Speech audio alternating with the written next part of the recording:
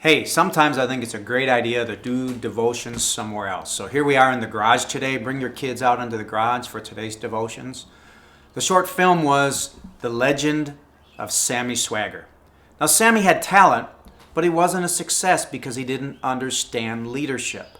And what he didn't understand about leadership is if you want to be a leader, you got to follow some of the time. If you want to have a band, you've got to understand teamwork. You've got to think about the other members of the band and what they want to do.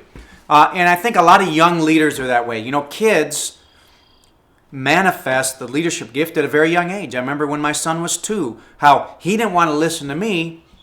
He didn't want to do what I wanted him to do. He wanted to do what he wanted to do. And that wasn't rebellion. That was just him saying, hey, I got an idea, and I want you to follow me, Dad. And so sometimes I would follow him on things that it didn't really matter. But a young leader thinks like this. A young leader says, I'm the leader, and I want everybody to follow me. That's where it starts, that thing on the inside that tells them they're a leader. But there's a two-way flow of leadership. There's leading and there's following. Now think about what Jesus said. He said, follow me and I will make you fishers of men. Now when he said that to his disciples, what was he doing? He was going around and he was gathering his leaders. And so he could have said it like this, follow me and I will make you a leader. And so the first step in learning how to be a leader is, are you willing to follow? Are you willing to think about somebody else's perspective? Because a leader is always thinking about what's best for his or her people. So it's kind of like this. Great way to teach this is the two-way flow of power. You know, and probably your kids have experienced, you know, either mom or dad leaving the lights on in the car at least one time and the battery dying.